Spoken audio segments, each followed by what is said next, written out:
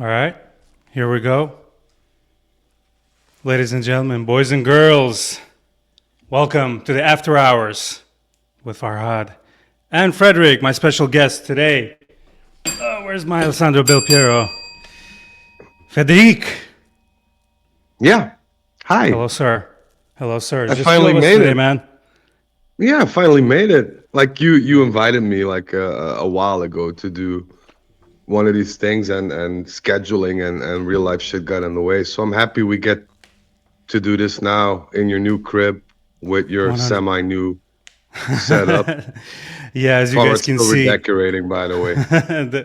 literally as we speak. I'm having trouble with my background with a stone wall right behind me. Can't get anything to stick, but you know what?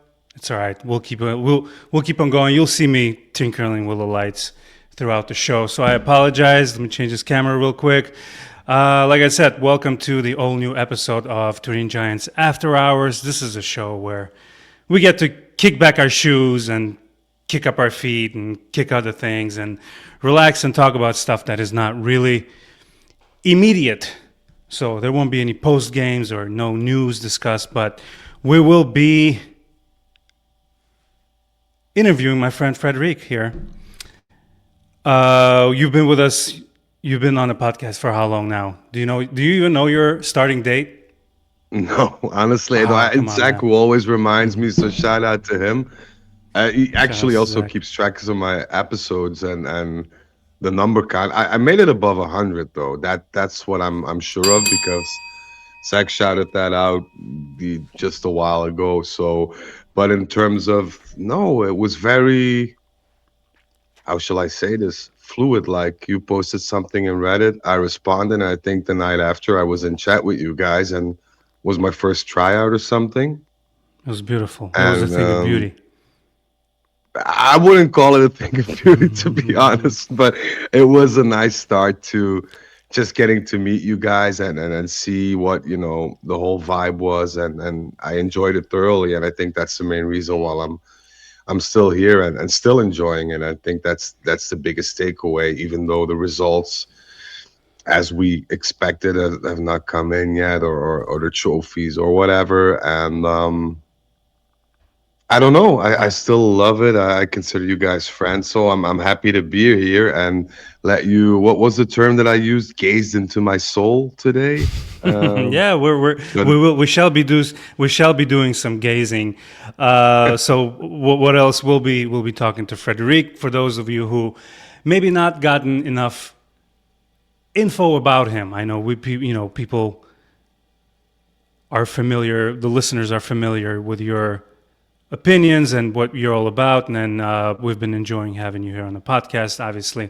But we'll find out a little of your background with Juventus, as a Juventus fan, not with Juventus, but there's an article about Fabrizio Romano that I dug up on. I barely go on Twitter, but I found this really interesting. It was a real diss track towards Fabrizio Romano. I wanted to find out your opinion on him.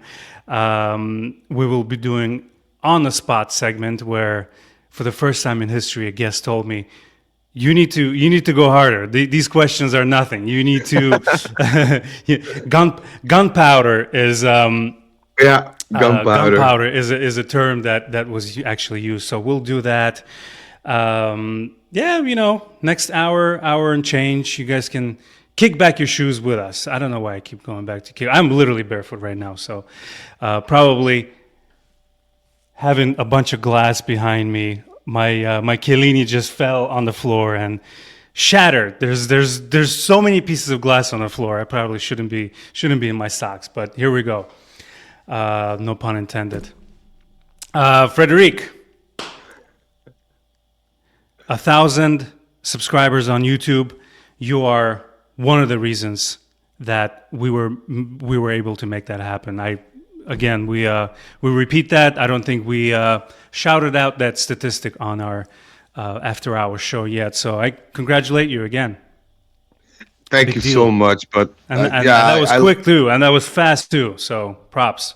Yeah, but it I don't feel like it was partially due to me or whatever. I think we operate as a team, and I know you put in a lot of work in between, the things that you need to do in real life. Zach as well. Like, shout out to Zach once again. Like, he's a machine in that respect. Also, Kev, traveling all Look, around look, the look at the world. comment here. Yeah, I saw it. I didn't want to respond. I don't want to give him Speaking of any Zach, clout anymore. He has enough clout. But no, Zach, honestly, Zach like is telling me to grill his ass. I don't think we can grill him. I just said that he wanted tougher questions. There was, questions yeah. like we usually ask our nice guests not to scare them away. But Frederic is like, you know what? Let's do this. Bring it on. Bring it on. Yeah. I've nothing Bring to it hide. on. Like, I have no shame in that respect. So let's go. If people That's want why to we know love you. something about me or whatever, I'm here for it, man. You know what? I wanted to ask our audience if they can come up with a question that you can pick it. You can pick a question that is just personal enough where we can see the inside of Frederic. But we've got plenty of questions. How about we start really soft here?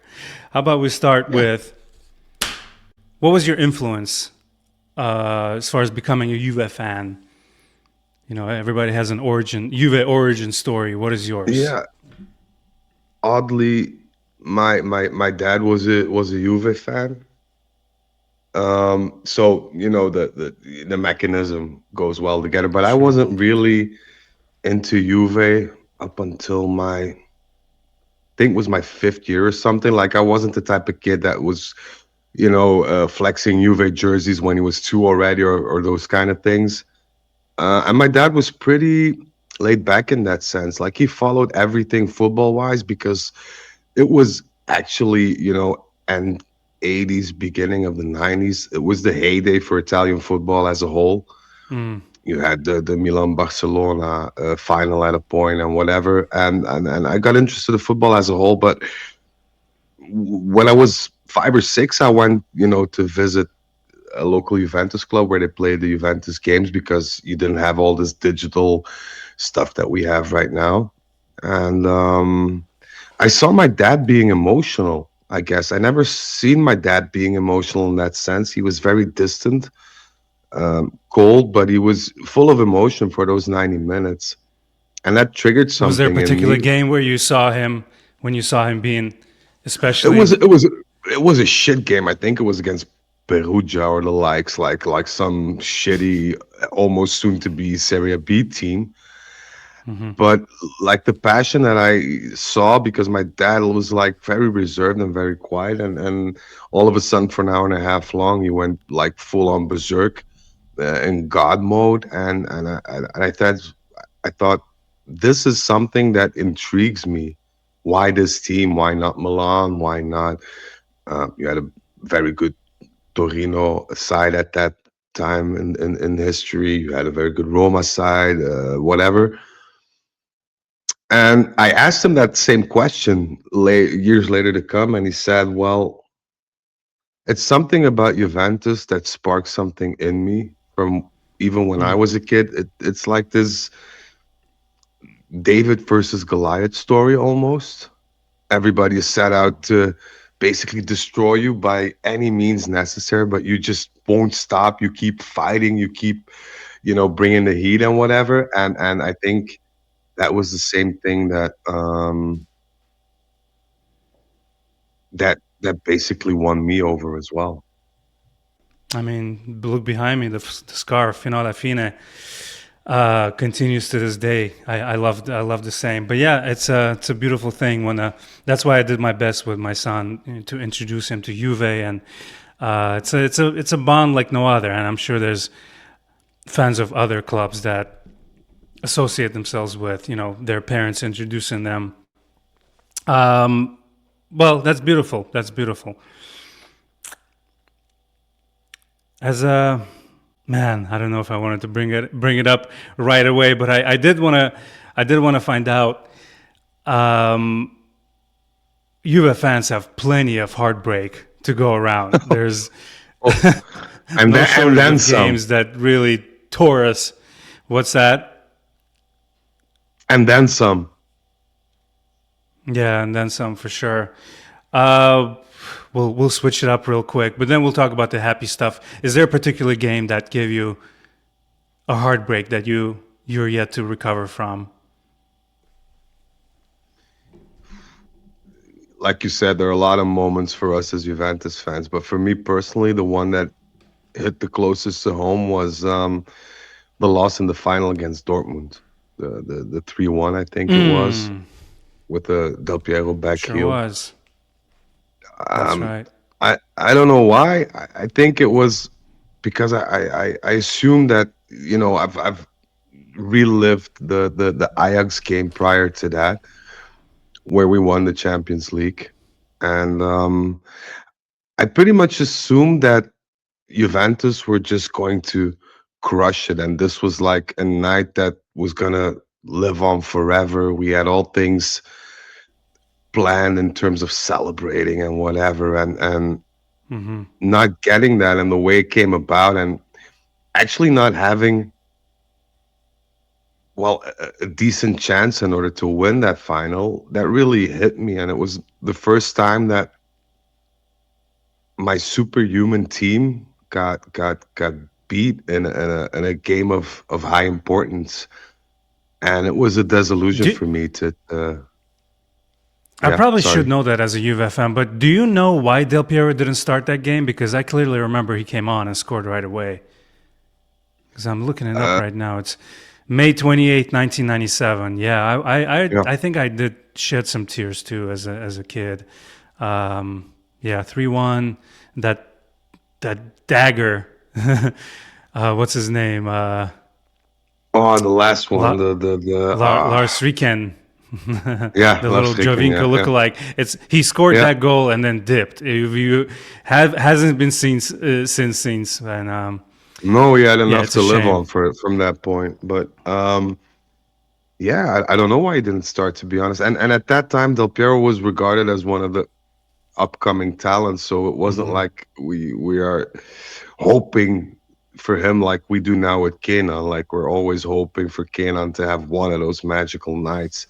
But we were so good back then as a unit that you didn't need that special person to step up. You just knew that we were, as a team, good enough. And I think our inferiority complex and the losing final streak started there mentally. I think a lot of people didn't recover from that. Yeah, that was a shame, especially when Del Piero came on and scored that back heel, which was so crazy. And it's so sad because whenever they show top 10 best Champions League finals goals, that one and Mandzukic is always in it, and it's so bittersweet. The goals are beautiful, no doubt, but man, it's heartbreaking to see that we didn't capitalize, and those goals are kind of for nothing, which is such a shame. Man, what else can we talk about this final here? Let's look at the starting 11 of Juve: Peruzzi, Porini, Ferrara, Montero, Giuliano, Deschamps, Delivio, Jugovic, Zidane, Vieri, and Bokšić. Yeah, Del Piero sure didn't start. Yep. He came on 46 minutes and scored right away. Kids, if you do anything today, go look at Del Piero's goals. It's a thing of beauty, and the blue jerseys with the stars on the shoulders. Man, that would have been so sweet. But yeah, that for sure is top 5 heartbreaks in history. But I want to take a look at switching gears here. Hold on, I have a sound here for switching topics. Very underused. So I was digging in one of the Juve websites here, and March 10th came up. March 10th, 2017. I want you to reminisce here with me. This was a game against Milan. By the way, by any chance, I know you are an encyclopedia of Juve knowledge. Do you remember the score by any chance? Serie A, Juventus Milan. I will flip 2017. 2017, yes, sir. I'm drawing a blank. To be honest. It's all good. So it's all good. It's was it Milan Juventus or Juventus Milan? Juventus Milan. I apologize. We played at home. Friday, March 10th. Wasn't Juventus Stadium. The late, if I'm not mistaken, because I'm actually drawing a blank, but I think it was the late Dybala penalty. ladies and gentlemen. Look at that. Alessandro Belpiero is impressed. Yes, sir. Juventus Milan 2-1. Benatia, 30th minute. Bacca, 43rd minute. And Dybala's penalty in the 97th minute. Do you, by any chance, remember who conceded the penalty? The goalie, you mean? Or what do you mean? Who gave the penalty away for Milan? Which is a kind of a hilarious answer if you think about it. It was De Sciglio. De Sciglio's handball. It was a handball. Yeah, it was something. Yeah, and it was pre-VAR, so it was quickly forgotten, but it was an obvious one. I do remember. Like there was no discussion. Another reason why it was pre-VAR is because Milan's goal is actually offside. Which the little summary of the game says Juventus deservedly won the game because there was a few calls that didn't go our way. But yeah, it's a pretty cool thing to go back, and especially, I mean, the last few years there's not games that really stand out for us. That one game that beating Inter at home this last September or something is a memorable game. But I love to go back and remember those games where, let's read the starting 11 here and reminisce a little bit. Buffon, Barzagli, Bonucci, Benatia, 4 Bs in a row, Asamoah, Pjanic, Khedira, Dani Alves, Dybala, Piazza. So Piazza or Piazza? Piazza. I think it's Piazza, yeah. And of course, Higuain. Higuain had I was watching the highlights of the game. Higuain had this overhead shot that was this close to hitting it. Would have been a beautiful game. A beautiful goal. Yeah. That game. That team was stacked, man. Benatia scoring. You have any memories of Benatia? I have fond memories of Benatia because I also know that he scored in the Coppa Italia final, if I'm not mistaken. Who can forget? I think it was the year after that. Also against Milan. I think the Coppa Italia. Right. That's where you get the famous video of a kid doing the Bonucci celebration, the rinse your mouth celebration. Yeah. That game was so good. I still remember where I was watching it. It was a total beating of Milan. I think Milan back in 2017 was still kind of a banter club.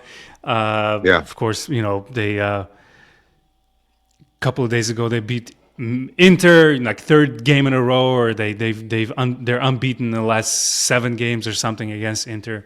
But yeah, back then I was watching the highlights. Donnarumma was in goal. I know that he was so young and doing insane things and saving impossible goals. But yeah, Dybala, cold from the spot. All right, where's my gong here? Something. Of course, you started the show. You started our podcast as Freddie Scoops, which you do not like. Admittedly, you do not like that nickname. Is there any chance that I deleted already? No. Is there any chance I can play it one last time and we'll retire the sound drop?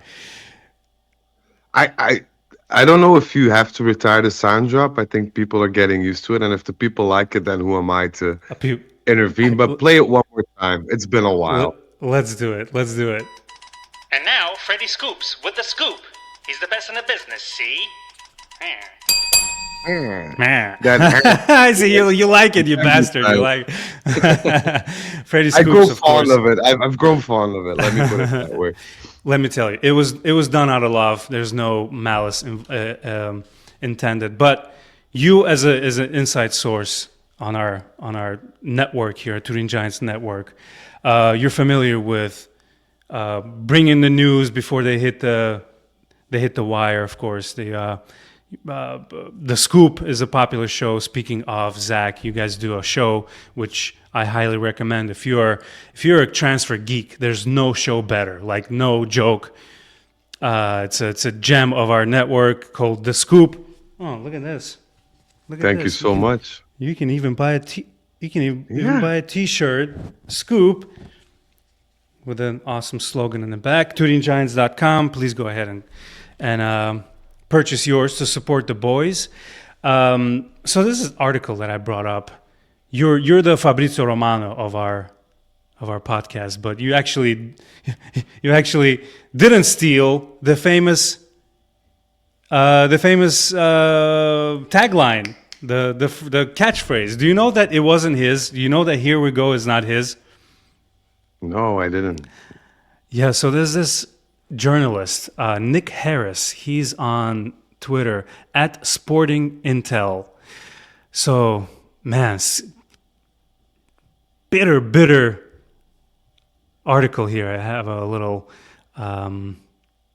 summary here of it. So basically, he's calling him a journalist and in air quotes.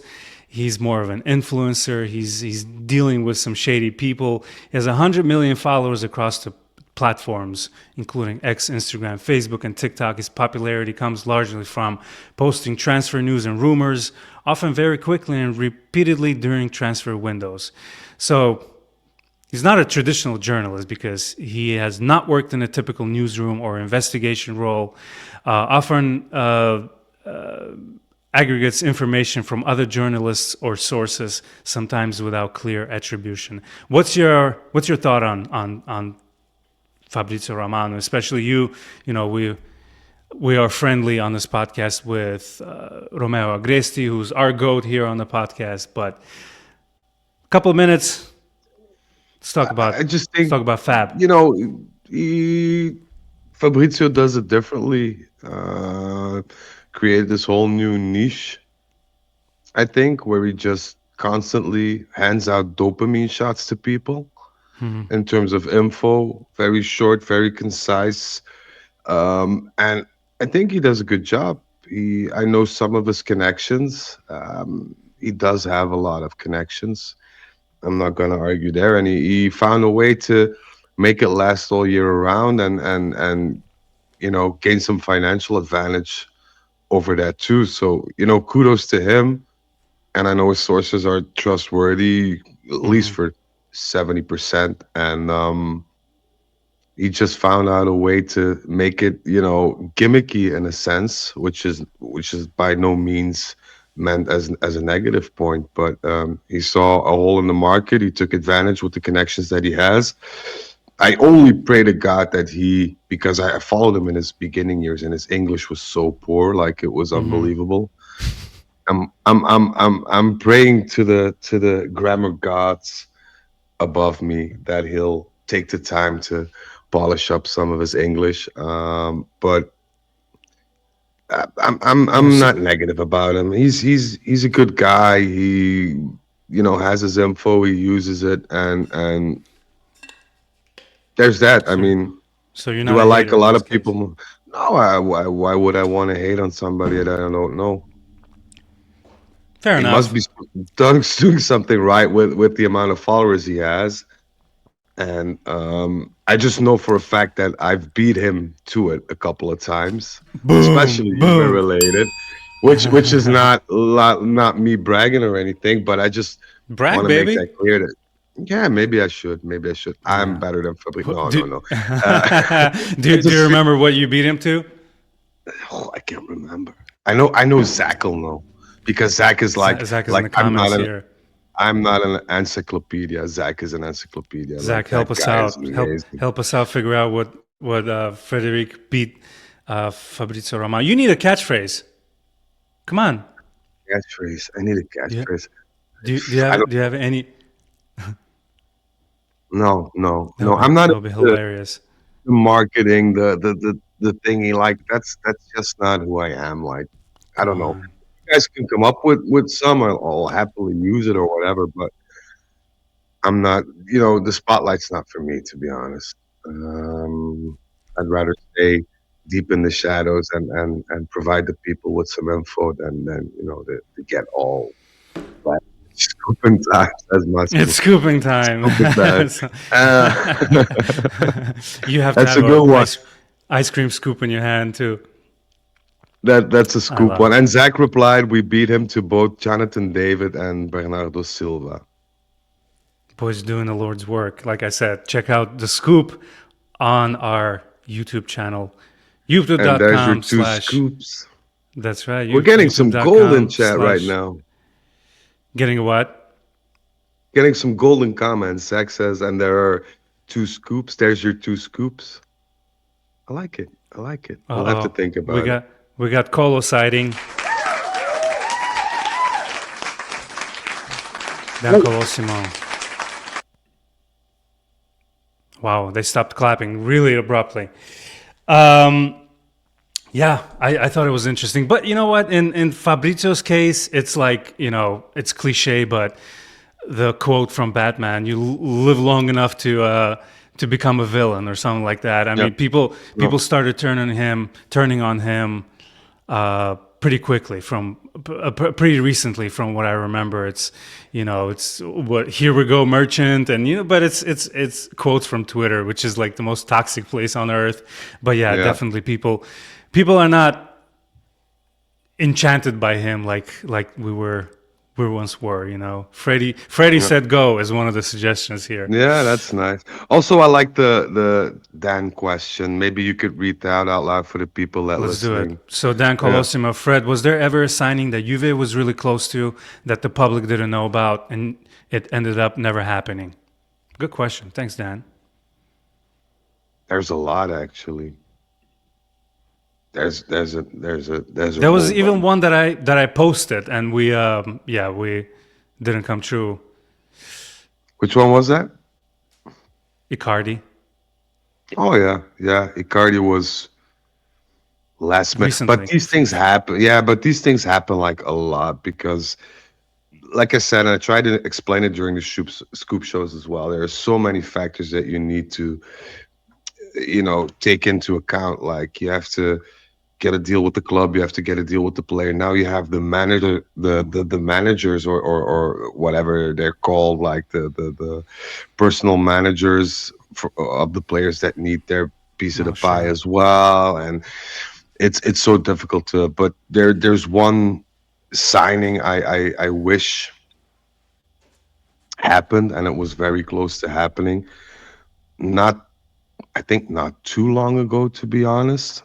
I think it was, let me see, I think it was 2022 or 23, can't remember. And we had a couple of belters coming in. We had Sergio Ramos. Oh, wow. Back then, like the younger Sergio Ramos. I think it was the season that Bonucci went to Milan. Can't remember, but it was Sergio Ramos at that point, which was very, very, very close. It was all but a done deal, and then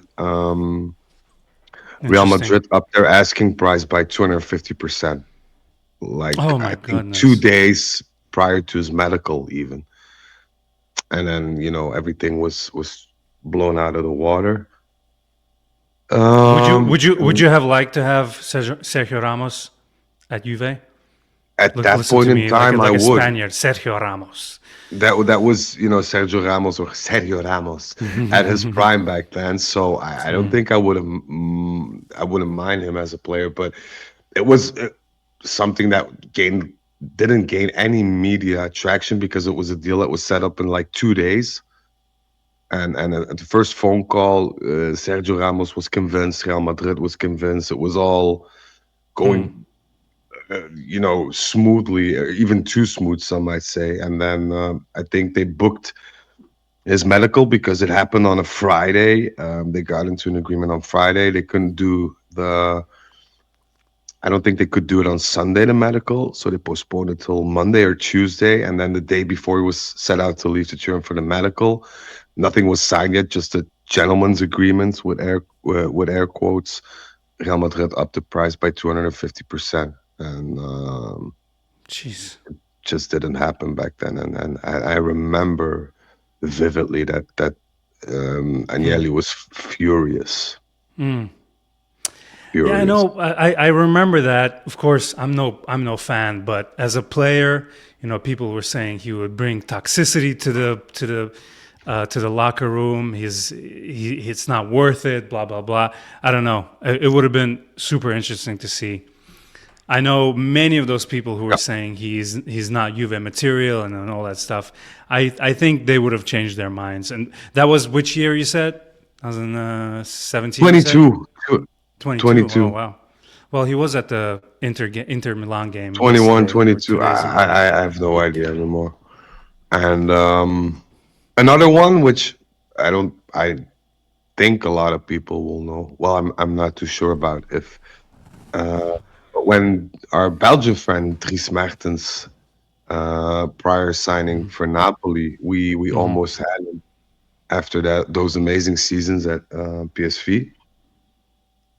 We had a verbal agreement with his management, with him, and something happened. I don't know what. I can't recall it, but we decided not to go. We had some doubts about him being Serie A worthy, and we chose to not do it, and the rest is history. And I would have loved me a prime Dries Mertens at Juve, to be honest. Yeah, that would have been sweet. It's so crazy how, especially recently with McTominay being at Napoli, it's crazy how the appeal to go to Napoli really changed. The players say the best things, and sadly, last few years you don't get that good PR about Juve, but Napoli somehow just seems to be uh, loving their players. The fans are so kind to them and happy with them. So I feel like for Yeah, years but to come, that McTominay aura is gonna pay off for Napoli it, for a long time. it started with Dries, to be honest, because I spoke to him, and he said like Napoli in terms of the city and climate and the things you get done, or the way that you're adored by not just the ultras, or the people that visit the stadium regularly, but also just the people down the street, the nonna who makes handmade pasta, or the butcher who provides you with prime rib just because you're Dries Mertens. Those are the things that tend to push people over, and in that sense, Napoli has been a bit mellowed down. That now you're able to walk the streets, or at least the better part of the streets of Napoli, without being harassed too much. And I think that there's a main attraction there, because once April starts, you have nice weather, laid back vibe, almost a vacation kind of atmosphere. You have the city that basically adores you if you just pull your weight for the jersey. So I can see the attraction, and if you add that to the fact that they are now able to spend due to their sporting success, and they get to pay hefty transfer fees, and get to pay out some decent salaries and wages, then it's a winning formula you have. And Yeah. and not too long ago, it was us up there with the big salaries and transfer fees and whatever. And yeah, everything comes and goes in cycles. So we'll be back soon. We'll be back, baby. But as a city, last note on Naples. As a city, I know people either love it or they hate it. Where do you fall? I've never been. I would love to go, but I want to know your opinion about the city of Naples. Are you? No, That but pause. it's difficult because I could see the attractions in Naples, especially the seaside area, right outside. You have Positano, you have the nicer part, you have I don't know what's the little city called just outside of Naples. So it's a charming view, but I've seen better in terms of I wouldn't spend my holidays there necessarily. And to me, the accent, the people, the anti-Juve atmosphere is just too much. Like if I go on holiday, I want to be able to wear my jersey like wherever I am, doesn't matter, because I'm not in fan mode then. I'm in vacation mode, and I just, have a jersey of the team that I love. So, to have some fear that you'll be scrutinized for that while walking around in your flip-flops, to me is a bit much. So But when it's nice. when you say dislike for Juve, it's more than dislike. I mean, it's straight up hate. It's Didn't hatred. they? Didn't they hang Higuain's like a mannequin or something, or Yeah, some? yeah, yeah, yeah. That's the level Yeah, we're they talking. it's above and beyond. And in that respect, I wish we as Juventus supporters had a tad of that, like that influence, that passion. I mean, don't get me wrong, we have passionate fans, but not in the sense that, Napoli fans would tear down the city if they lost 5 straight games or something like that. They want to see heads roll literally and figuratively, and we're a bit more mellow in that aspect. And I'd like to see a bit of that fire and pepper being transferred Yeah. to our side, but Yeah, which is that's the crazy way it because goes. when you visit Turin, if you didn't know about Juve, you wouldn't even know that there's a team with 100 plus years of dominance in Italy. It's like, yeah, there's a flag here and there. Tourists wear shirts, and that I always repeat the story where Maurizio, when we went to Turin before around Juventus and around Turin now. We went to visit with my friend Saeed, and Maurizio said, "Don't wear your jerseys. Don't wear your Juve jerseys around town, especially, we go to bars and stuff like that. We're not walking around with our parents where, kids, they won't say anything to kids." But he said, be careful. And I always tell the story. We leave the hotel, shout out to Luca. We leave the hotel, we get on the tram, and it's a tram full of Torino fans. like, Yeah, like, like 20 deep. yeah, So yeah. yeah, kids, But listen to it's Maurizio. crazy. It's the thing. It was one of the things that they founded Juventus for. They chose not to incorporate the city's name in the name of Juventus because they wanted a club that was accessible to anyone and everyone. And it's a shame that a thing with the purest of intentions and maybe a little bit of romanticism and beauty now turns around and bites you in the ass, so to speak. I think because if it would have been a club strictly set and around for Turin by Turin for people out of Turin, maybe we'd have more of this, I don't know, more fanatical following, which we did back in the 90s. I don't know if you guys have a chance tonight and you're bored, go up and look at some tifo videos of the 90s back at Delle Alpi. There was Delle absolute Alpi was chaos, lit. mayhem, and it was amazing. So even though it was not the most coziest of stadia and not even the most friendliest in sense of atmosphere, but it was amazing once they took off. But yeah, I mean it's crazy. Turin is a strange city in itself, and I think that's one of the most, and Kevin will agree with me there, one of the things that attracts a lot of people to Turin, the diversity. And it's so diverse. It's so, you could be standing next to a piece of architecture straight from the 1700s while crossing the street and entering a Louis Vuitton boutique that was just set up there like 10 months ago. So it's really that mix of everything, that diversity that keeps a lot of people coming back, but it's also something that maybe has a bit of a negative impact over our club. How so?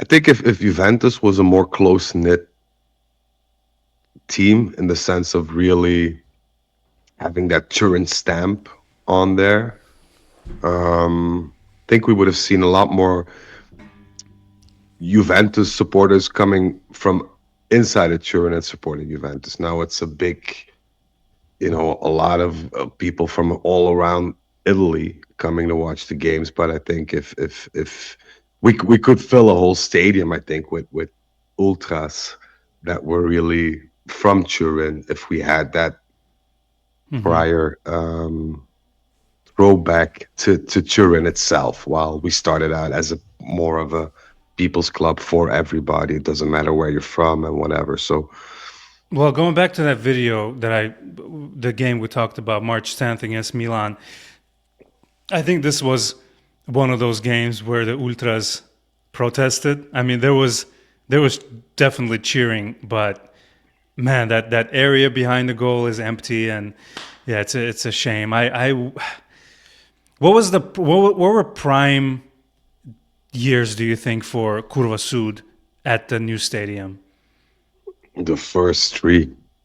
First three, because I remember, now we have flags in the back, the big area. But I remember where flags were even in the second tier. I mean, when we went to watch the game against Real Madrid when we won 2-1, 2015, I want to say. What we barely could see from the second tier. There was so many flags waving It's around. still like that, but you only have the Curva Sud now, whereas it's this collection of scattered smaller fractions of ultras that join forces. While in the beginning you had Curva Nord, Curva Sud, you had basically two curvas filled with the ultras that belong there. Like Curva Yeah, Sud was always Drugi, Curva Nord was Irriducibile, Bravi Ragazzi, and a bunch of them. So you had that rivalry going in a sense, but you also had that shared passion and love, and they were kind of like feeding off of each other. And you could feel it on the pitch as well, because no matter which goal you were going to, there was a curva. There were like ultras shouting, yeah, singing the songs, shouting your names, and it's kind of a pity that it's now reduced to just the curva sud, because I like yeah, that idea of having two curvas and that sense of electricity no matter where you turn. And then you have the yeah. neutral spots, which is fine. You have the people taking selfies and holding up their kids and whatever, which is cool with me. But there was this type of aggressiveness that you had at the Juventus Stadium in the first 3 years that rivaled the Delle Alpi heydays, because I know from a lot of players back in the day, they were often afraid to come up to play at Delle Alpi because of the menacing vibe and the chaos and the atmosphere. And we kind of recreated that in a modern or more modern stadium on our own terms. And I kind of got lost during all these bullshit allegations Protests. and protests and scattering of ultras and Agnelli wanting to get rid of ultras and whatever, and banning this and banning that and banning this, and then Well, I feel I don't know. like I feel like he wanted to go the Real Madrid route because it's no secret that Agnelli was a big admirer of Florentino Perez and what they're doing at Real Madrid, and I don't want to speak on that, but something happened where they cleared out all the ultras, Real Madrid. And now you have to be there and everyone's wearing white or something like that going on. Yeah, yeah. Correct me if I'm wrong. He wanted a little cleaner curva, which is a shame. It kind of instead of In a growing sense, throughout these years, the support was dying somehow. in a sense, Agnelli was right in terms of financial vision as well, because it's better to not have a curva and make all these seats a bit more, let's say, expensive and being filled up with people with families who just want to watch a football game. But Agnelli's statement about that was that he didn't think that this would last. That a lot of people in the modern ages don't want to watch a whole game of football. They just want the quick dopamine shots and the highlights, and they want to be comfortable and look at a team. But that doesn't gel with the Turin mindset or the ultra mindset, and you just cannot take away a group that has supported for many years this club and this city, and just say, well, we're done with you. You can fuck off right now. That just doesn't work. So gradually it became the Curva Sud as we know it today, with a lot of atmospheres that can testify to that. But it's been reduced to what it was. And I know in the heydays of the first 3 years of the Juventus Stadium, the electricity that the fans gave the squad was unrivaled. And Yeah, that and what was happened part to of our success. tifo? What happened to tifos too, man? I don't know why we can't produce a decent tifo. Like how is that uh, not a thing that we do anymore? Even though they were kind of club, Shitty? were there were some good ones. No, No, no, the no, one no. the picture with the picture with Allegri and in the background it's anti-Inter tifo with the circus and the clowns. I thought that was awesome. That was a good one, but I remember the Barcelona final with the hands grabbing the trophy, Oh, yeah, like that was those cringe. alien hands, or what was it? Or then you have the fino alla fine misspelled, or the black and white stripes that just go like this for some strange reason. I don't know. I Like think kids, it's like kids now, miscoordination. like kids say nowadays. Bro thought he cooked. Yeah, but he didn't cook. He Yeah, overcooked. He undercooked. But undercooked. no, I don't have any recollection of part of the tifo. But now it's gotten so serious that you can't even wear scarves with some messages on them. Like Yeah, it's a they shame. actually check your scarves for what's written on there if you Oh enter the wow. stadium. So Speaking of it's speaking of tifo, one man who was given a personal tifo at the stadium back in the day, Mario Mandzukic, back at the stadium, looking good, man. yeah He's not one of those. He's there. There's two types of footballers. After they retire, they go to shit. They become Snyder. No, no, yeah no shame. But I'm just saying he let himself yeah go. yeah And then there's Cannavaro, who's looking younger every day. That bastard. yeah That. So there's yeah. two types of footballers, but Mandzukic seems to have kept the youth in. Mandzukic, So yeah, and I think Mandzukic still lives, breathes, and bleeds football. I think that's the difference. I think a lot of these professional players, after a while, need to take a step back from professional football to kind of decompress. And once you let go of that, and you're kind of stress free, and there's not a lot of pressure on you, you tend to let yourself go and say, yeah. well, I've been dieting for so long. I've been, not going out for this long. So now I can finally do it. And then they go overboard and in excess. While Mario Mandzukic, I think he'll remain the same guy we knew climbing the walls of the Oh Tifo my goodness. uh, till the day he dies. I think that'll be Mario Mandzukic to a T. And that's why I love him. I love him too, man. He's my. It's dangerous to say top 10 favorite Juve players, but top 15 for sure. He's my number Yeah. 11 favorite player. I mean, just the memories. I think we never recovered from when we lost him. Was it who got rid of him? And do you think we got rid of him just in time? Because, like I said before, you live long enough to be a villain. Yeah. If he stayed with Juve for longer, he would have become one of those villains?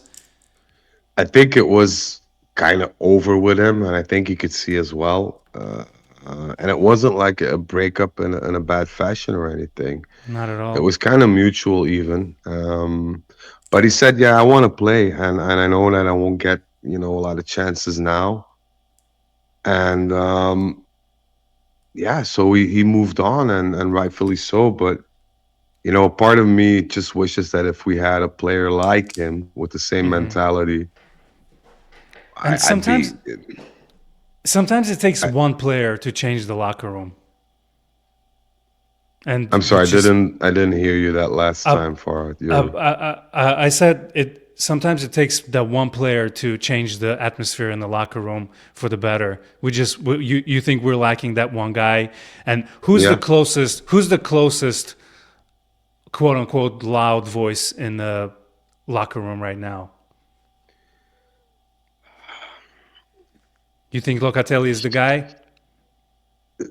he's becoming that guy alongside with Kelly. Really? Yeah, and still Dusan Okay. Are you excited not about him coming being back? excited is not the word that I would choose. I'm curious. I'm Okay. curious to see because we tend to bash on Dusan rightfully so. He's not the best striker in the world. He'll never be the best striker in the world. But the last couple of years have been rough for him as well in the sense that you had three coaches being thrown into the mix. I mean, it was a new coach every other season. Players coming and going, or you got players that weren't up to par. And you just had to make do with whatever you got in that box. And it was difficult, I feel. And I'm pretty sure Spalletti's looking forward to him coming back. That I do know. Okay. Okay. Spalletti can't Interesting. wait. Spalletti can't Yeah, wait. you think bro is gonna cook? We'll see. He has the aura too.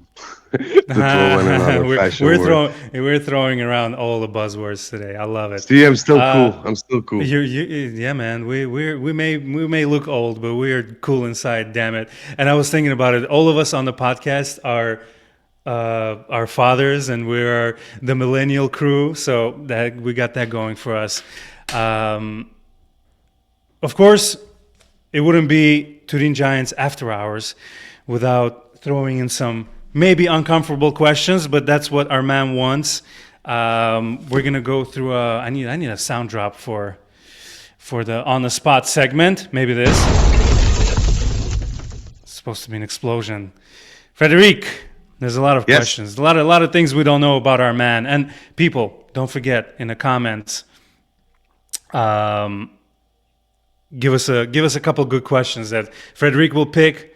I'm not going to be the judge. So, like I said at the beginning of the podcast, you came in, it was go, 1,000 followers, the scoop, it's black and white, you got shows going on.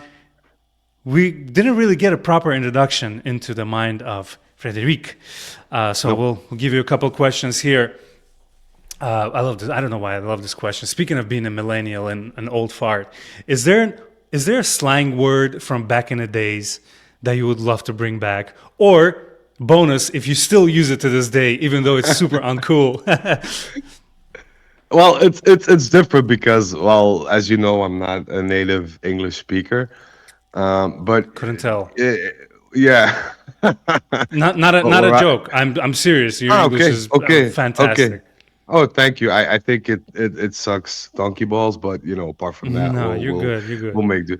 But no, because we have this influence here that our the Dutch language or the Dutch language that we speak in these parts is kind of influenced by the Italian a lot of times. So we tend to mix Italian and Dutch, and an abbreviation for Madonna, which basically means the Virgin Mary, is getting thrown out a lot, and especially when I was younger, and it was like Mado, like it could mean anything. It was like what's that New York thing, like forget about it, like that could mean anything. Maron is a big thing here too in like Italian communities in New York. Just watch The Sopranos. I'm sure there's a YouTube video where Sopranos compilation of them saying Maron, So, but you guys say it with a D, with a hard with a D, pause. With a harder D, and that's something I don't want to see coming back. I feel it sounds ridiculous because everybody used it. Like even if you had no bond to Italy or whatever, like Mado, and I was like, so and then the I don't know. We didn't use that many slang words, I feel, back in the day, and then I'm curious to know what a typical slang word in your state is, or which you used throughout your teen years. Chicago is known. I mean, you can go online and find out what Chicago, like people, quote unquote, in the hood, what they popularized. Chicago has a lot of cool slang that people don't even know that came from here. Damn, I don't want to Google on the podcast, but look it up. I mean, goofy. They say goofy a lot when someone's just being stupid. They say stop acting goofy. That's one that comes to mind. But of course, Chicago's big on slang. I wanted to say. I'm sorry to interrupt, but this just comes to mind. Like we had this dinner with Maurizio from around Turin when we were visiting, like Zach, me, Kev, and Maurizio, and Luca as well. And Maurizio expressed his undying love for Chicago. Like he said, it's the most beautiful city in the world to me. I can literally have a podcast dedicated to Chicago. And I'm not even a native. I lived in Los Angeles for 13 years. It doesn't even compare, my love for Chicago, and that's why I wanted to have all of you guys. Maybe next year we should do a Turin Giants meetup live episode in Chicago, because in the summertime, nothing beats Chicago. And I'm in the US, and I respect all of the tourists that they either go to LA, New York, and they make time for Chicago, or they just come to Chicago because you wake up on your day off in the summertime. You can wake up at 7 a.m. You can go to bed at 3 a.m. You wouldn't be bored 1 second being in Chicago because it's absolutely insane. But Maurizio's a liar because he loves Detroit, and every time Detroit beats either Green Bay, my favorite football team, or something happens, he's a big fanboy of Detroit. Speaking of which, Giants up for Detroit, a lovely city. That's, of course, drop that Zach would enjoy, a Detroit native. I feel a musical question coming up, or was this random? No, this was random. This was dedicated to Detroit. Okay. But let's move on. I mean, I think we spent a lot of time on the first question. Your musical tastes. Tell us your preferred, not brand, type of music, and then maybe your favorite artists. I listen to a lot of different genres depending on my mood. But I have to say the one closest personally to my heart, or the one that I identify the most with, is either hip hop, like the end of the 90s, kind of early 2000 ones, or metal. I'm a huge metal fan. And I know a lot of people wouldn't think that of me. Because I'm not the average metal dude that you see, but I grew up on metal. I still listen to metal. I have some awesome stories about metal. Was in a metal band myself, and Nice. What'd you play? I was vocalist. Oh wow! What? I was the resident screamer.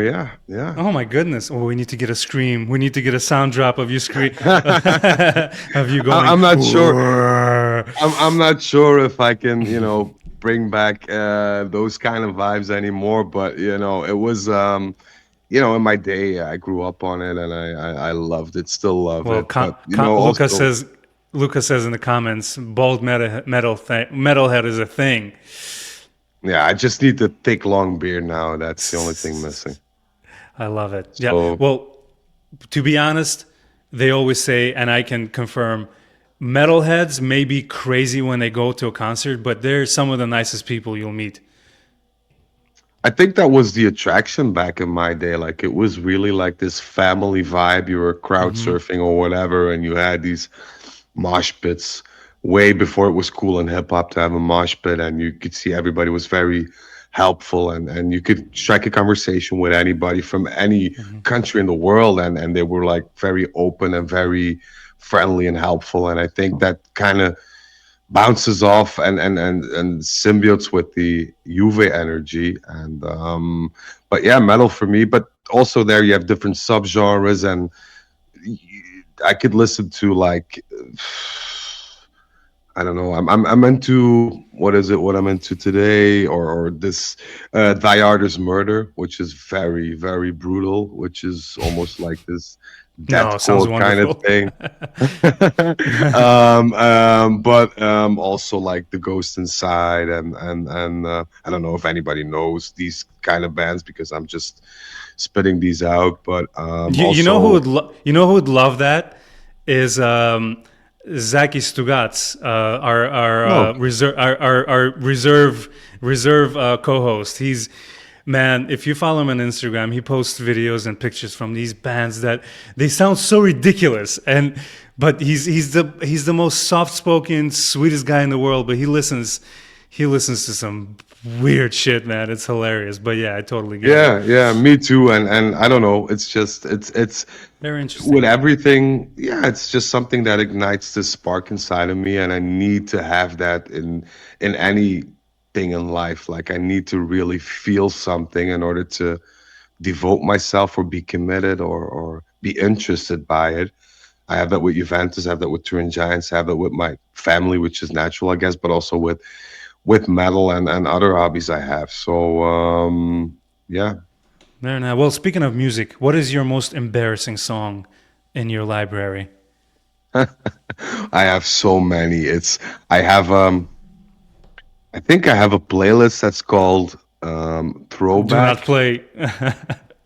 No, it's throwback, and it's kind of these 80s, early 90s pop, love, whatever songs. And my wife and I, when we make these kind of far trips, we put that on and just act ridiculous, but we know the words to every song, and we can't help but feel a little like in love with certain songs. Like, I love if it. I don't know if you've seen this on Instagram, like these guys, when the wife, puts on the Backstreet Boys, and he goes like, "Oh my God, turn it off," and then turns over and starts singing the words to with them. That's basically the same thing. And I Well, don't know. give us an example. I'll go into my library right now. Oh Hold wait, on one second. you want I'm something? here. I'm just. Yes, I'm listening. I'm gonna say something embarrassing, if you don't mind, music related and hobby related. I don't know if the people are ready for this, Let's but do it. when I work out, like a lot of people tend to think that I listen to a lot of metal when I work out because that's the thing that gets you pumped most. But they're so wrong, because my preferred workout music is the Rocky soundtrack Oh, very nice. and the Creed one too, which is ridiculous because musically those numbers don't amount to anything, I have to Well, say. it's so funny you bring it up. Of course, you're a big. What are people who like to work out and lift heavy weights? I wanted to say metalhead, but you're not a metalhead. But um, I sometimes when I go to the gym, the loud music really gets to you, and sometimes I just either turn it down and listen to some really chill music. Sade comes to mind. So it's listening to chill music at the gym is a thing. It's like that meme with Patrick Bateman walking through the office. The music in my head, the way I walk and the actual music in my headphones don't really match. No, I just need something that gets me pumped. Like I just need to. I always get angry before I work out. Okay. By the way, viewer discretion. I sent Farhad a picture of my post-workout body yesterday because for some reason he asked for it. I'm not going to go into No, I details. didn't.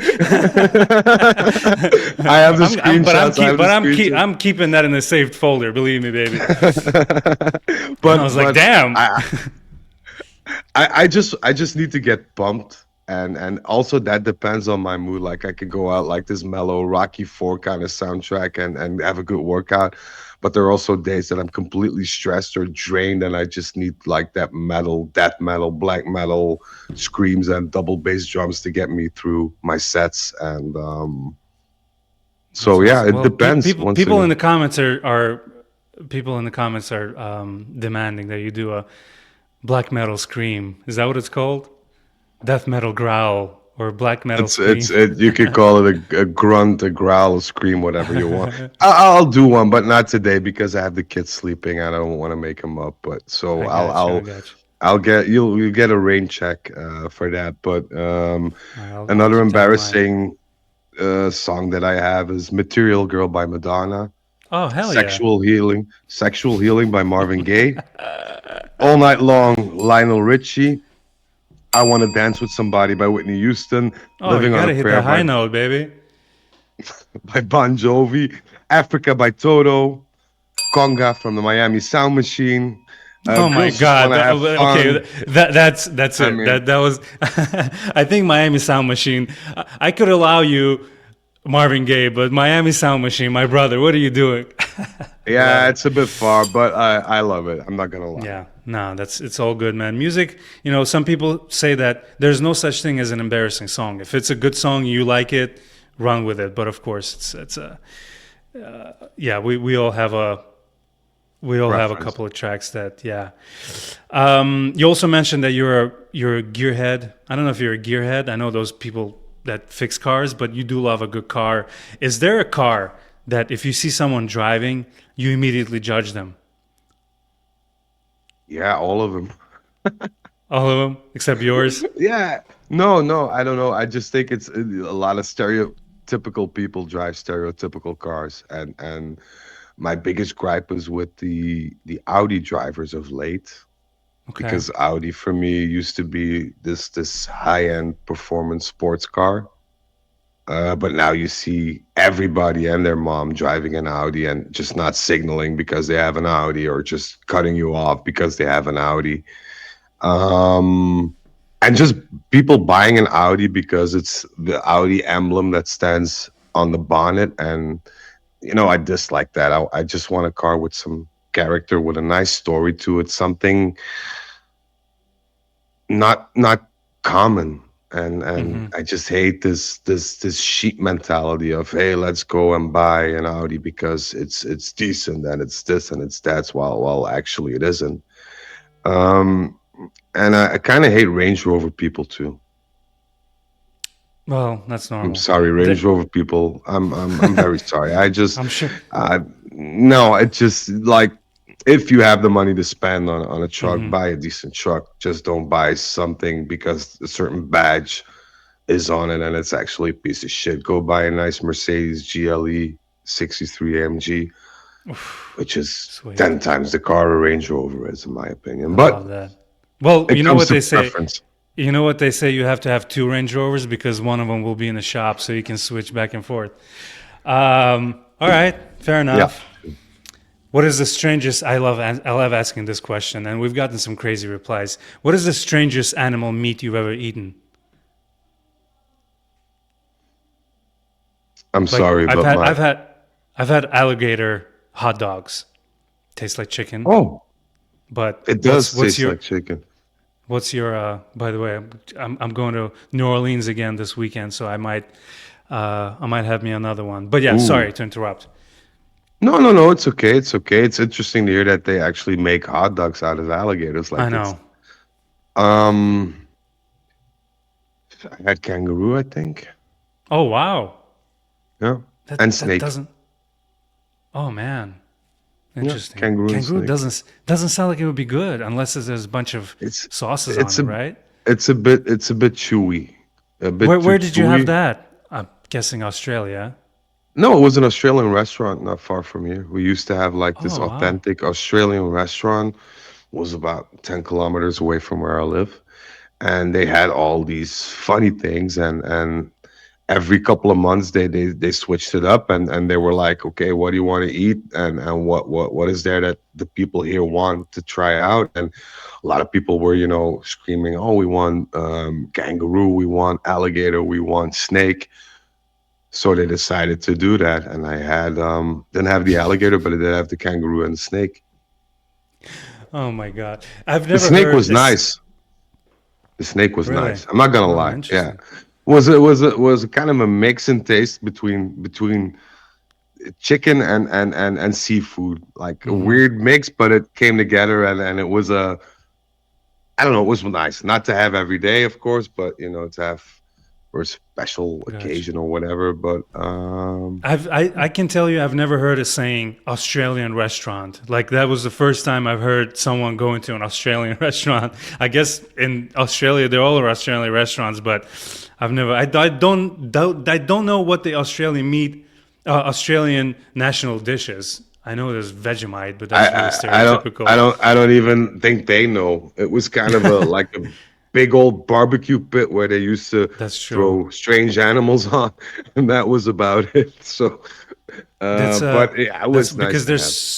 I come across Australians, especially Italian Australians, or Australian Italians, I should say. There's a lot of them down there, but yeah, never heard Australian restaurant. Interesting. All right, so Frederic has had kangaroo before. Interesting.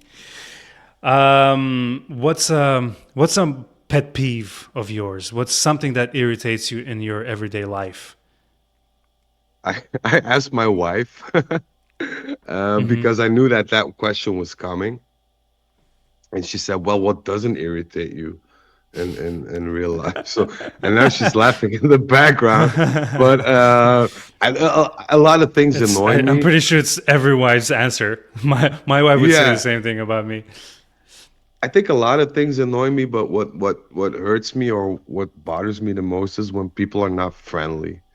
Even strangers, like I often, run about and I cross somebody in the street or whatever in the shop, Hmm. and I just give them a nod or whatever. And you have a lot of people that actually don't do it back, or are just plain rude. And that really bugs me to the extent that I'll be in my bed that same night thinking about why that bastard didn't nod back at me while I was picking up bread at the supermarket. Like, which is crazy because you shouldn't put energy into that. But I just feel that the world would be a much nicer place if everybody was a bit more friendly towards each other. So these kinds of things tick me off.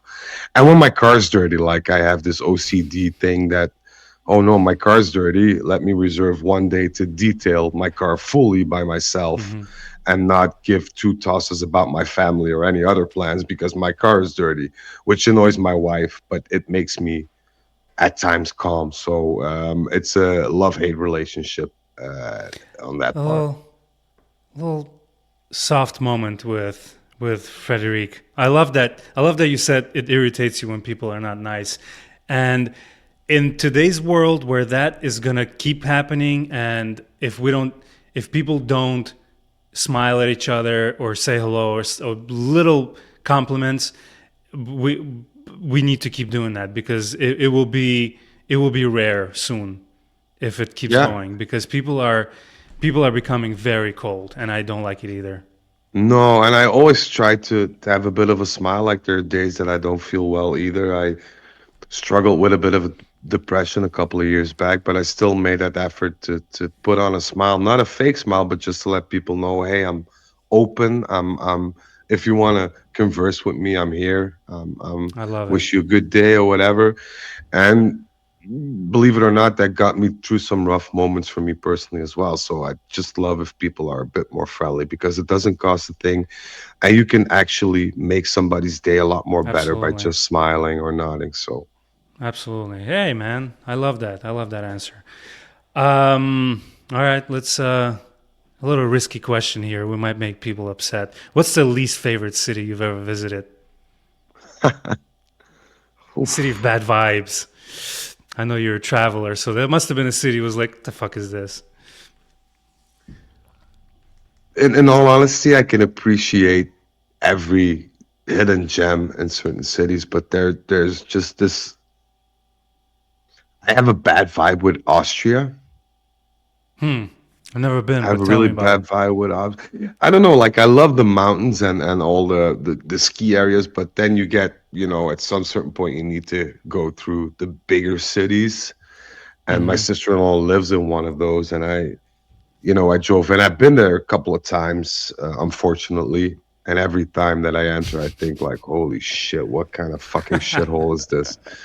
And It's a country you don't really hear about a lot. It seems to be a no, little closed off.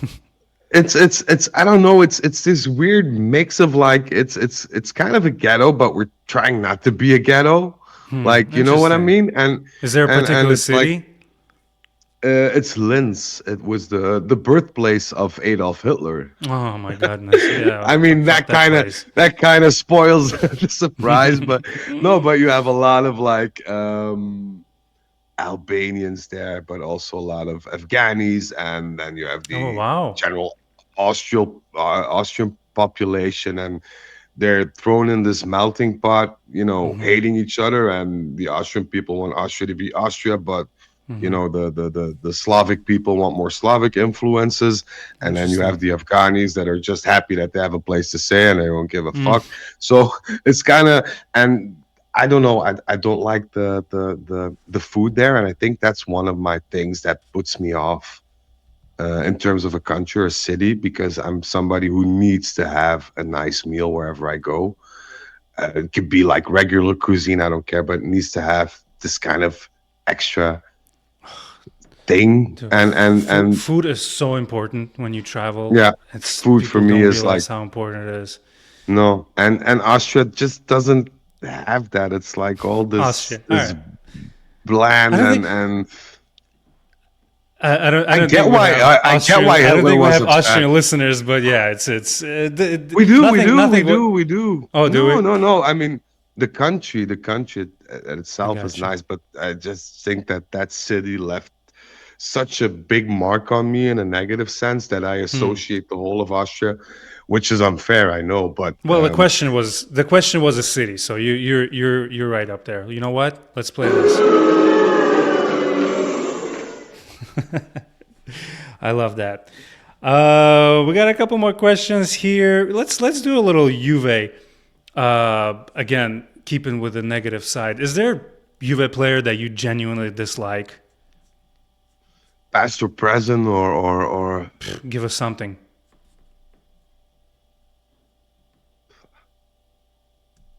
Let's do current. Bonucci. Bonucci in the past. I don't know why he always came across as dishonest in a way with the things that he says or how he twists and turns things, and sometimes his attitude on the pitch, like it was too, I'm the alpha male, I'm trying to be the alpha male. It was trying too hard in my opinion. Like he wasn't born into leadership, but he demanded, tried to get that leadership. Like if you see that clip from Amazon Prime where he's in the dressing room, giving people hell, and a lot of people reacting, that was our leader. That was, no, it wasn't. It was all for show. We knew the camera was there. And so it kind of came across as fake to me. So and he did get exposed, to be honest.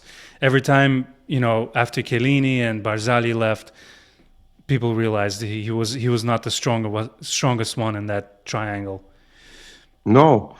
And, football-wise, I don't try to let footballing abilities come in between my certain love or hate, which is a strong word for a player. But with Bonucci, I had both. I didn't think he was a good defender, to be honest. And as a person, I don't know, we never clicked, even though I never met him, but we never clicked. So now you know Leonardo. That was the reason why I blew it off. And the current player, he's my wife's favorite player. Really? She absolutely loves him. Yeah, I don't Why? know. I don't know. Probably because she did watch a lot of. To be honest, my wife is a big football fan. Like she knows her shit, and like she loves him for, I don't know. She found him adorable or something.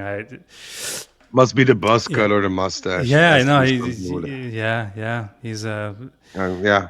one of her favorites. for now- She loved the Matri, and I even have a Matri I can jersey understand. because she loves him. But who's the other one? The other one has to be. Is there a certain goalkeeper you don't like on the current team? No. It would be easy for me to say DK, but I just think DK is a mediocre keeper, and that's not his fault. And I don't know him personally. I never seen him say a word that's out of place, so I can't fault him at that. But as technical abilities go, for me, he's a mediocre goalie. So I'll leave it at that. But for me, in terms of mentality and whatever, I think right now for me that's Openda. Because if I you're can see that. you're not training, you're not trying your best to be in the team or whatever, you're not sticking your neck out for the team, but you're spamming Instagram with cupping pictures. That may have been too many cups. If you go back and see, they might have sucked all the blood out of him. I don't know how he got up from that table. It was a tad exaggerated, I think, but but keep a low profile, man. You're not doing well, not nearly as well as we thought you do. Be humble, keep your head down, work hard, and stay off socials, especially with these kind of bullshit pictures. Yeah. That makes me resent the player. Like searching for attention in the wrong way, that's a big ache for me in modern football. Good answer. That's why I barely follow any players on Instagram. It's so cringe nowadays where that is part of their career is managing Instagram. If you want some entertainment, go to Lautaro Martinez's Instagram. You will die of cringe. You will actually shrivel up and die because my guy sets up photo shoots like no other. Even barbecuing, the hair is perfectly brushed. The lighting is perfect. He's got the Argentinian grill going, but it's freaking hilarious. Lautaro's Instagram is just pure cringe. Couple more questions, and we'll say goodbye. I wanted to ask you, what's your non-Juve related question here? What is your dish? What is your go-to dish that if Turin Giants podcast listeners came to your house, you'd treat them with this? It would be stuffed ravioli, but I don't know which stuffing. It depends on the season, depends on the mood, but with a nice butter and sage sauce Beautiful. and some lemon. Are you a wine type of guy who would pair that with a certain wine? Because I know Kevin and Jack on our podcast are the wine guys. I am, and the thing is, it depends on the stuffing. As I said, it's not the sauce that has to be that powerful. It's the stuffing. So if you go with some sort of meat stuffing, a good, I think we had a good Barolo in Turin. We ordered a Magnum bottle of Barolo when we went out to eat. That was a good one. That would perfectly match it. Or a nice Sauvignon Blanc, if you have either shell food or something pumpkin related in that ravioli. But I'm a bit of an amateur cook and amateur wine taster myself. I just drink a lot. Let's not kid ourselves. I'm not a wine taster. But the cook part is true. I try to cook a decent meal and try to implement the things that I learned from my grandparents into a more modern jacket. And very oddly, I was close to becoming a chef because when I started high school, I went to this school where they taught you to be a chef. Basically, it was kind of a but bro I was vegan but bro was vegan, so we couldn't because we were obliged to taste everything, which is normal, but I didn't put any thought into that. Are you still vegan or even vegetarian? No. I quit because my blood values after 4 years were abnormally bad. You stuck with it for 4 years? Yeah, I was even, I don't know if you recollect, at the time I was a vegan straight edge kind of guy, and straight edge was like this movement within punk and metal and hardcore where you don't drink, you don't do drugs, you don't have casual sex, you don't eat meat or whatever. I was that type of guy. And but after a couple of years, my doctor said, this is not going well. It's a serious health hazard that you're putting yourself into. And you need to start getting back, getting some meats because of the iron deficit that you have.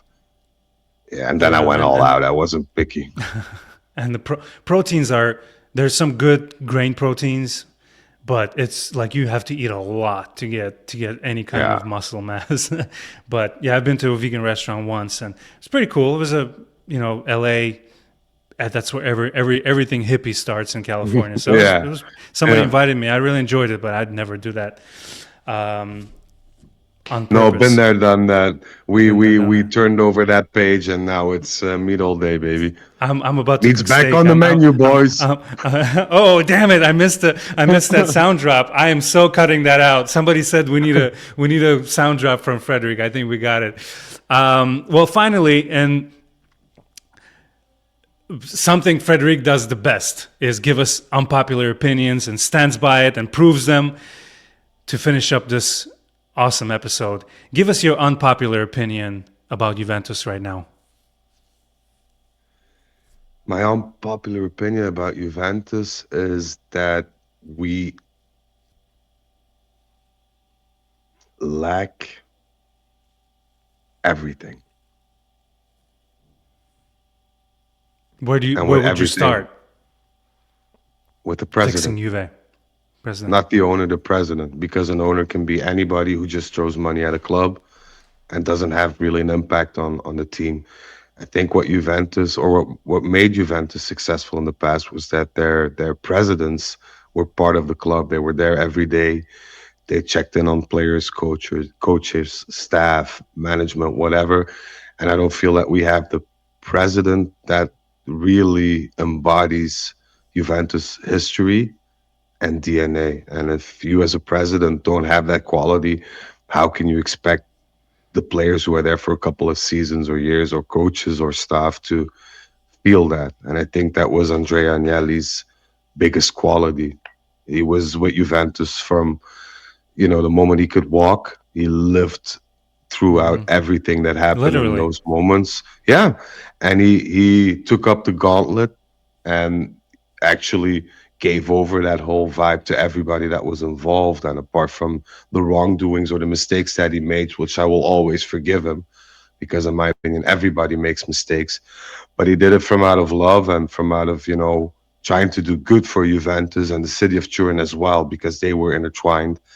And I'd start there and then worry about CEO, management, players, and whatever. But you really need to have that big captain on the ship who notices when an iceberg is coming, or who leads you to safe harbors. Yeah, very nice. I mean, that's Excuse me. bless you. Yeah, Thank certainly. you. We lost a big part when Agnelli left. It's a shame. You again, I don't know enough about it to know that, but do you think he'll ever come back? I know he wants to. I think I it's can going to see be that. really difficult when his cousin holds the majority stake in Juventus. They That's a didn't shame. end off on good terms. Excuse me once again. Bless you. Thank you. They didn't end off on good terms, and I think if you ask them now separately, they say, "Yeah, we're still on speaking terms and we're cool and whatever." I don't think that's the reality of it all. And I think Andrea feels very betrayed by John Elkann. I think Andrea expected him to sit, the things we are going to sit that out, to take the hits for that, and then come back and restore, or be restored into former glory and restore Juventus. And up until now, he hasn't been given that chance, and there hasn't been any dialogue. And I think that's something that he doesn't appreciate. Well done, sir. Well done. I hope you guys enjoyed this episode just as much as I did. Finally got a chance to catch up with our boy Frederic. After a year and some change on the podcast, we got to sit down and talk about very interesting stuff. I think we learned a lot here, didn't we, kids? Oh, sorry. The kids love Frederic. Somebody says bless you in the comments. Everybody who stayed with us, thank you so much. youtube.com/Turin Giants official. Join us next time for our many shows. Unfortunately, we'll have a lot of time in between episodes now, aren't we? Juventus are out from about any competition they were in except Serie A. But of course, we'll be bringing you guys the transfer show, the scoop. Go to TurinGiants.com. Please purchase this shirt. Of course, this show, After Hours, there will be more guests. We will be interviewing other people from the podcast to give you guys a chance to become friends with them on maybe more than just a podcast level. Love it. Frederic, any last words? Anything you want people to know? Thank you guys so much for having me. And if there's anything that you'd like to know after this episode or whatever, feel free to DM me on the Scoop Juve on Instagram or whatever, or just ask in chat next time you see my ugly mug for a post game or whatever. And I just wanted to say, shout out to the whole team, Zach, Kev, Jack, Damiano, Patrick, and you, Farhad, for making this happen. And Yes, thank sir. you for, blessing me with this honor to be in 100+ episodes deep. So thank Honor's you. all Thank the mine. guys. Thank the guys in chat for sticking with us and making me feel kind of special at times, even though we go through rough patches, Juventus-wise. So We're only getting credits to you started, guys. baby. We're We only are. getting started. I appreciate you, sir. All right, Appreciate it, bro. my friend Frederic, I forgot to mention. I have a very big testicles. Boys and girls, check on your friends, stay hydrated, and Forza Juve.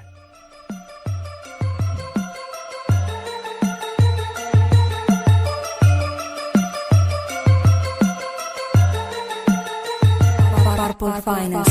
Yeah, siamo finiti in B, gli unici a pagare per calciopoli. Yeah, e qui non ci piove, che nel cuore di scudetti sono 29. Volo tutto e tutti, solo per seguirti. Bianco nero, bianco nero, bianco nero, bianco nero. Un solo grido, dalla curva si alzerà. Bianco nero, bianco nero, bianco nero. She doesn't remember the song. She's too young for you, bro. d'Italia, per niente nulla al mondo, abbandonerò sta squadra. Tra tutte quante di fissa più stile.